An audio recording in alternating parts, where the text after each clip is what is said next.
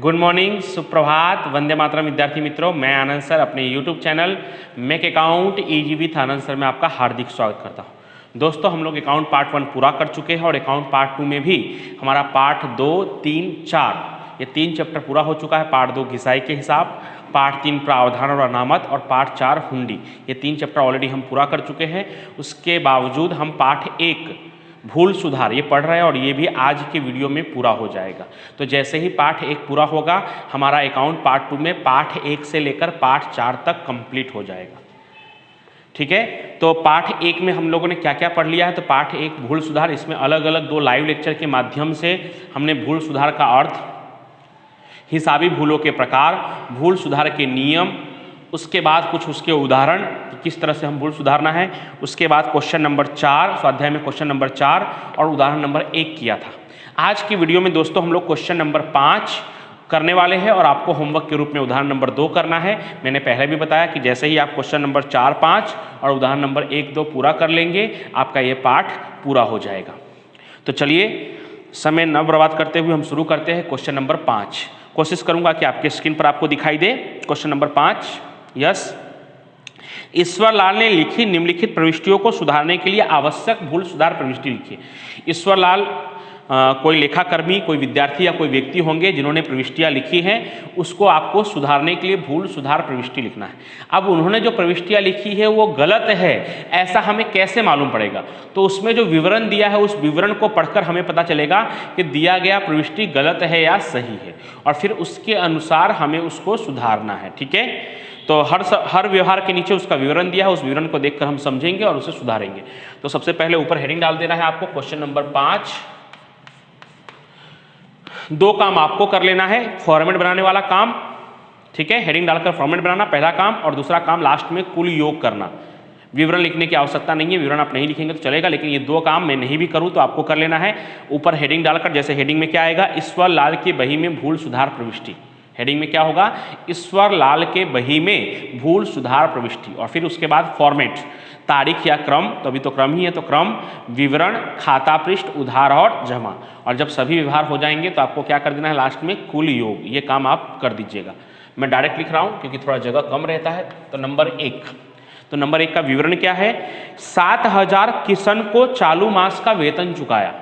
तो किशन को चालू मास का वेतन चुकाएंगे तो सही रोजनामचा क्या होगा, तो किसी को भी जब भी चुकाया वर्ड है, इसका मतलब वो रोकड़ व्यवहार है। वेतन चुकाएंगे तो वेतन खाता उधार रोकड़ खाते का, वेतन खाता उधार रोकड़ खाते का। तो इसमें देख सकते हैं आप, रोकड़ खाते का यानी जमा, वो बराबर ही लिखा हुआ है, लेकिन जहां वेतन उधार होना चाहिए वहां पे क्या उधार कर दिया है इन लोगों ने, किशन को उधार कर दिया है। तो हमारा नियम क्या है, जो सही है उसके अनुसार असर और जो गलत है उसका उल्टा। तो सही क्या है, वेतन उधार होना चाहिए, और गलत क्या है, तो किशन इन्होंने उधार कर दिया, तो किशन क्या कर देंगे, हम जमा कर देंगे। तो रोजनामचा क्या बनेगा हमारा, वेतन खाते उधार किशन खाते का, वेतन खाते उधार किशन खाते का। कितना कितना, तो रकम वही आएगा 7,000 7,000।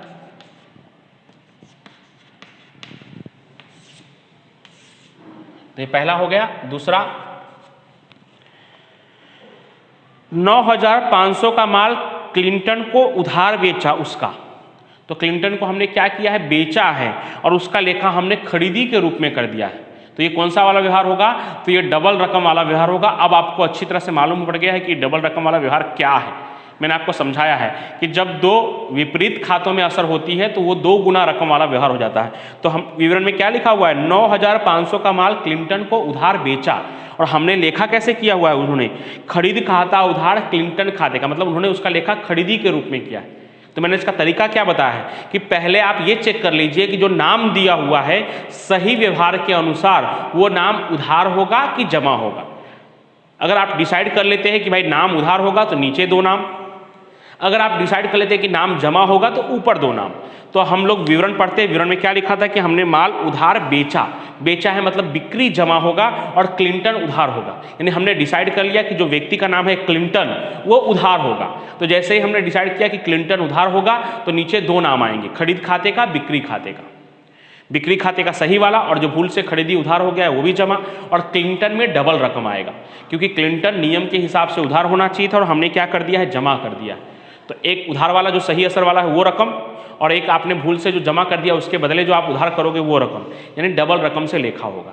लेकिन इतना डीप में नहीं जाना है। मैंने पहले भी कहा आपको कि सही असर के अनुसार अगर व्यक्ति का नाम उधार होगा तो नीचे 2 नाम आएगा, और सही असर के अनुसार अगर व्यक्ति का नाम जमा आएगा तो ऊपर 2 नाम आएगा। तो सही असर के अनुसार क्लिंटन का नाम क्या हो रहा है? उधार हो रहा है, तो क्लिंटन खाता उधार, खरीद खाते का, बिक्री खाते का, तो डबल रकम से लेखा करेंगे। तो 9,500 का आप डबल करेंगे तो कितना होगा? 19,000।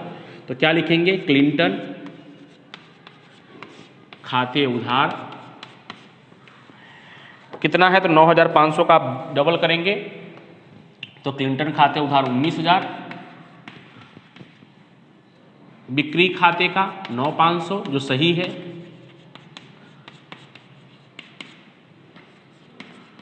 और खरीद खाते का 9,500।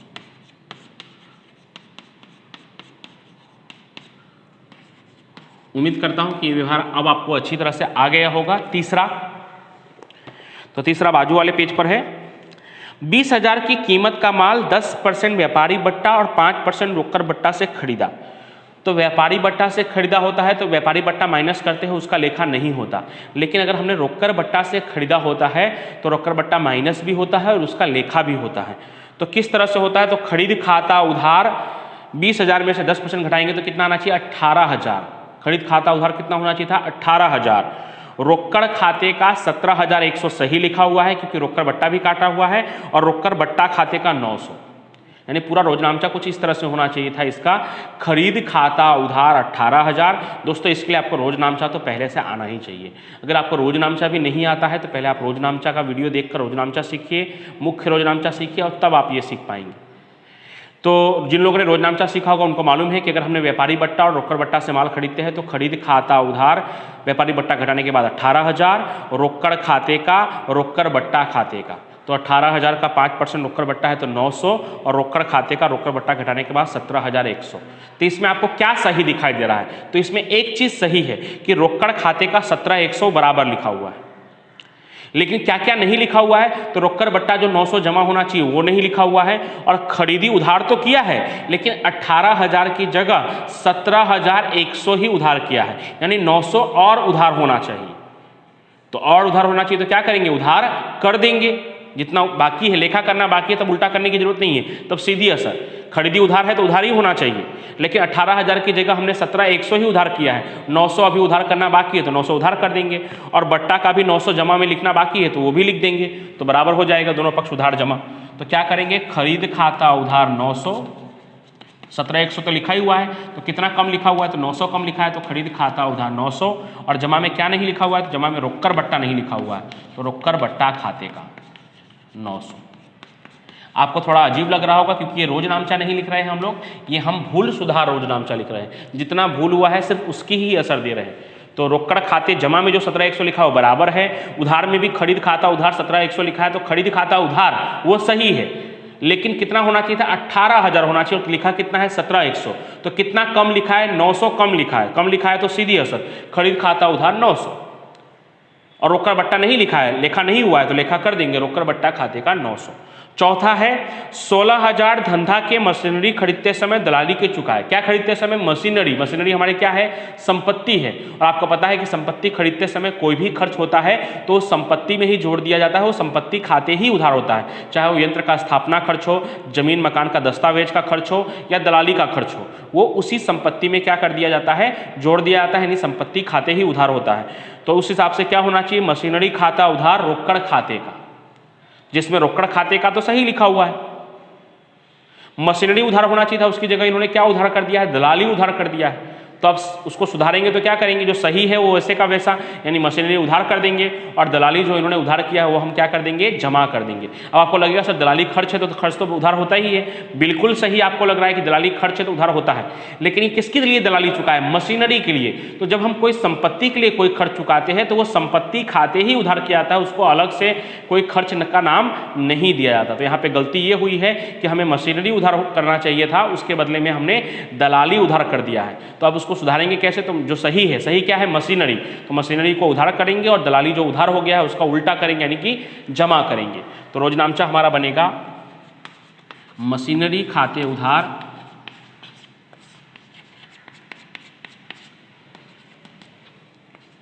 दलाली खाते का।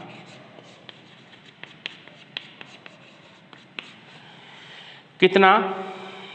तो 16,000 16,000।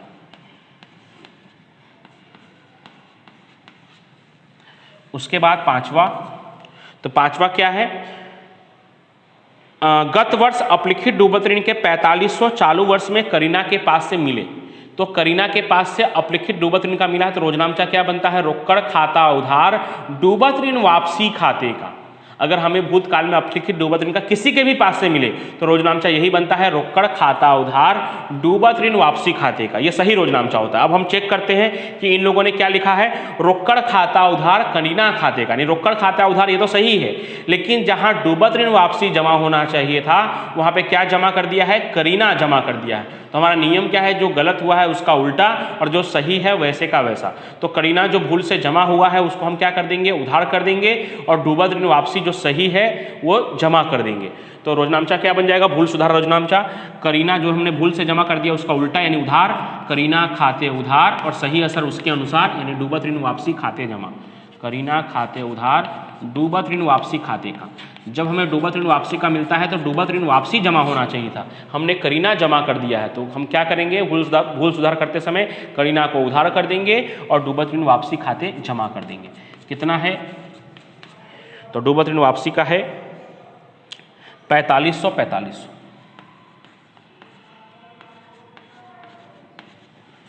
छठा व्यवहार, रोकड़ खरीदी के 6,944 को चुकाए उसका। तो रोकड़ खरीदी का चुकाया है तो 44 का नाम तो आना ही नहीं चाहिए। रोजनामचा सही वाला रोजनामचा क्या होना चाहिए था? किसी को भी चुकाए, लेकिन अगर चुका दिए हैं तो खरीद खाता उधार रोकड़ खाते का। क्या होना चाहिए था? खरीद खाता उधार रोकड़ खाते का, क्योंकि जब रोकड़ चुका दिए तो किसी भी नाम का उल्लेख नहीं होना चाहिए। खरीद खाता उधार रोकड़ खाते का होना चाहिए था। अब इसमें लिखा क्या है? 44 खाता उधार रोकड़ खाते का। तो रोकड़ खाते का तो बराबर है, लेकिन जहां खरीदी उधार होना चाहिए था वहां पे हमने क्या उधार किया है? 44 उधार किया है। तो उस नियम के अनुसार क्या करेंगे? खरीदी को उधार कर देंगे जो सही है, और 44 जो भूल से हमने उधार कर दिया है उसका उल्टा करेंगे यानी जमा कर देंगे। तो हमारा छठा रोजनामचा क्या होगा? खरीद खाता उधार 44 खाते का।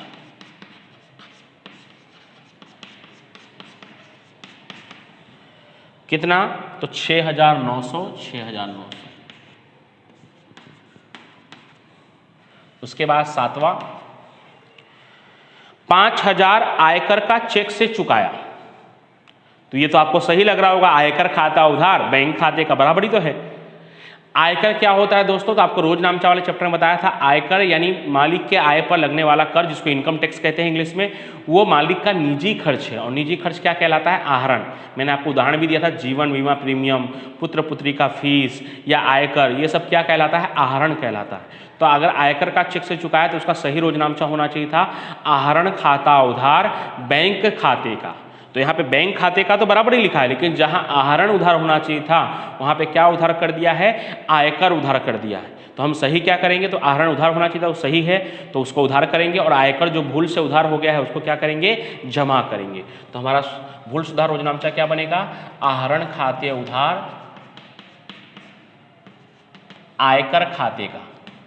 आहरण खाते उधार आयकर खाते का। कितना? तो 5,000 5,000। उसके बाद आठवां व्यवहार, तो आठवां व्यवहार क्या है? 1200 के बैंक में से छुट्टे कराए उसके। तो 1200 के बैंक में से छुट्टे करवाए तो इन लोगों ने लिखा है रोकड़ खाता उधार बैंक खाते का। इसका मतलब क्या हुआ? तो जो रोजनामचा लिखा है उसके अनुसार विवरण क्या होना चाहिए? रोकड़ खाते उधार बैंक खाते का इन्होंने लिखा है, इसका मतलब विवरण क्या होना चाहिए?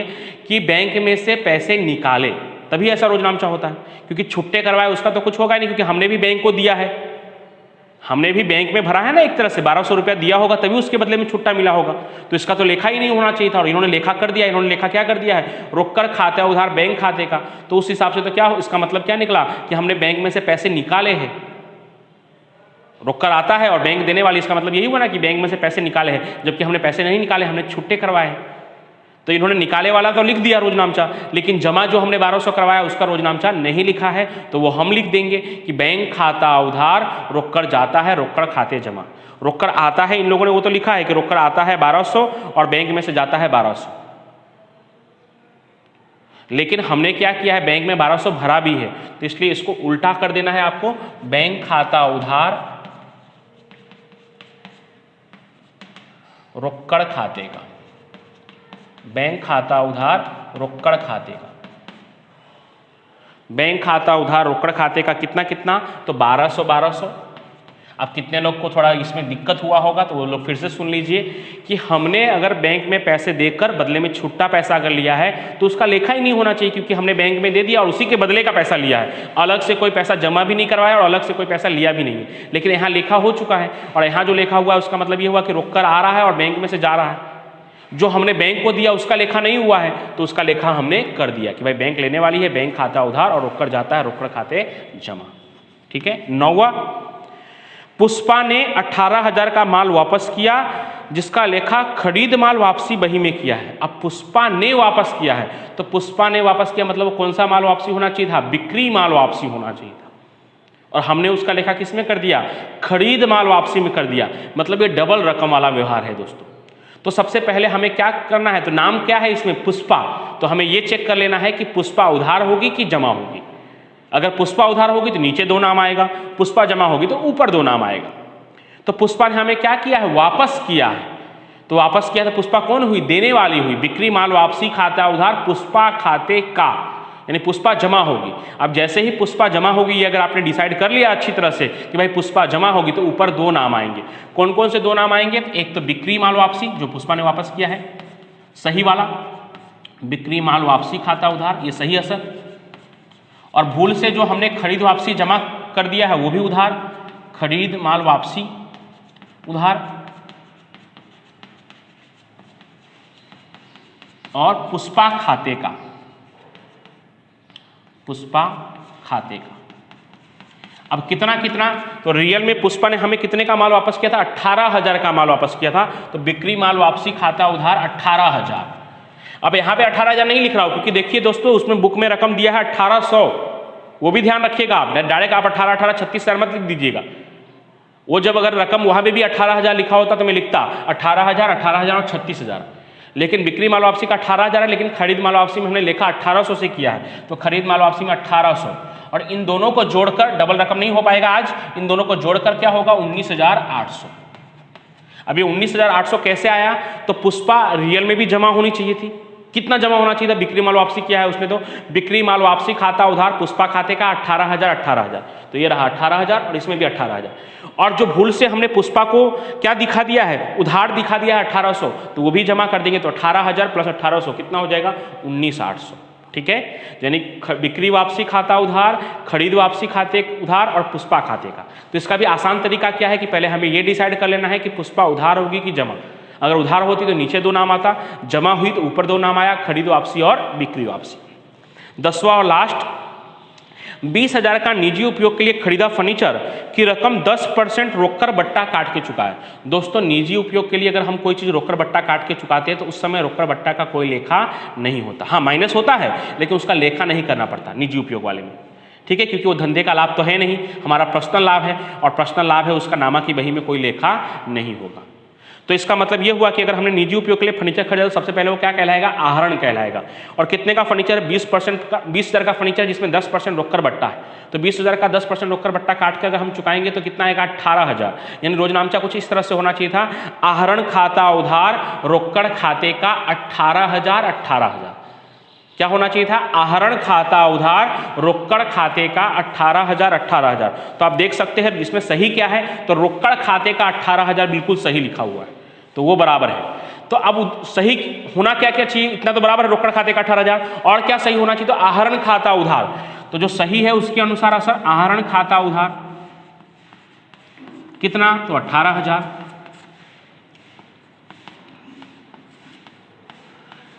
दूसरा गलत क्या है, तो गलत है जो बट्टा जमा लिखा है, बट्टा खाते का 2,000 वो नहीं होना चाहिए। तो बट्टा जमा है तो जो गलत है उसका कैसे असर, उल्टी असर। तो बट्टा जमा है तो बट्टा को क्या कर देंगे, उधार, बट्टा खाते भी उधार, तो गलत का उल्टा कर दिया हमने, बट्टा जमा था तो बट्टा उधार। कितना 2000। उसके अलावा और क्या गलत है? तो जहां आहरण उधार होना चाहिए वहां पे फर्नीचर उधार किया गया है, तो वो भी गलत है कि भाई फर्नीचर उधार है, वो गलत है। तो गलत है उसका उल्टा, यानी फर्नीचर उधार है तो फर्नीचर क्या कर देंगे, जमा। तो कितना दिया हुआ है, तो 20,000, तो वो भी बराबर हो जाएगा फर्नीचर खाते का 20,000।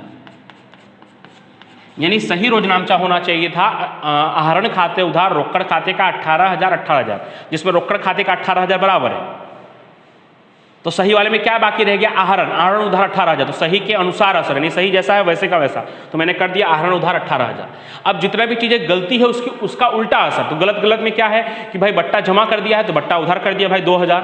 और क्या गलत है, तो फर्नीचर उधार किया हुआ है 20,000, तो फर्नीचर जमा कर देंगे 20,000। और लास्ट में आप कुल योग भी कर देना। तो ये भी एक महत्वपूर्ण सवाल है, क्वेश्चन नंबर 5 जो आपकी स्क्रीन पर आपको दिखाई दे रहा है। उसके बाद इसकी तरह ही आपको एक उदाहरण करना है, वो आप कर लेंगे तो यह पाठ आपका पूरा हो जाएगा। वो उदाहरण नंबर 2 है, पेज नंबर 7 पर। कोशिश करूंगा कि आपके स्क्रीन पर आपको दिखाई दे। यस, उदाहरण नंबर 2 पेज नंबर 7, उसमें भी ऐसे ही रोजनामचा दिया हुआ है। उस रोजनामचा को देखकर उसको आपको सुधार लेना है, ठीक है। Thank you so much.